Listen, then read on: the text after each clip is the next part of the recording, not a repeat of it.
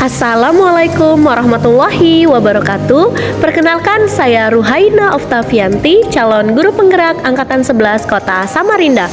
Berikut koneksi antar materi modul 2.1 pembelajaran diferensiasi. Tujuan pembelajaran khusus, calon guru penggerak dapat membuat sintesa pemahaman dengan mengkoneksikan semua materi yang telah dipelajari sebelumnya untuk menjelaskan pemahamannya tentang pembelajaran berdiferensiasi dan bagaimana mengimplementasikannya.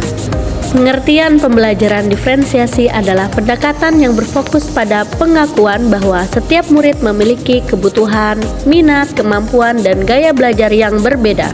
Dalam pembelajaran ini, guru menyesuaikan metode pengajaran, materi, dan evaluasi untuk memenuhi kebutuhan individu murid sehingga setiap anak dapat belajar secara optimal sesuai dengan potensi mereka. Cara melakukan implementasi di kelas diantaranya 1. Menentukan tujuan pembelajaran. 2. Memetakan kebutuhan belajar murid, mulai dari kesiapan belajar, minat, dan profil belajar.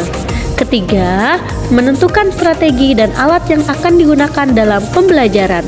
Dan yang keempat, menentukan kegiatan pembelajaran, baik diferensiasi konten, proses, maupun produk. Pada saat implementasi, sebelumnya guru melihat tujuan pembelajaran, menyiapkan berbagai media pembelajaran, lalu melaksanakan pembelajaran berdiferensiasi di kelas baik konten, proses, maupun produk. Pada proses penilaian pembelajaran diferensiasi, guru akan membagi murid ke dalam 3 kelompok: kemampuan kurang, kemampuan sedang, dan kemampuan tinggi, sesuai dengan kemampuan murid tersebut. Lalu guru memberikan kebebasan kepada murid untuk memilih tugas yang akan mereka kerjakan. Jelaskan bagaimana pembelajaran berdiferensiasi dapat memenuhi kebutuhan murid, pemenuhan kebutuhan belajar, dan pencapaian hasil optimal.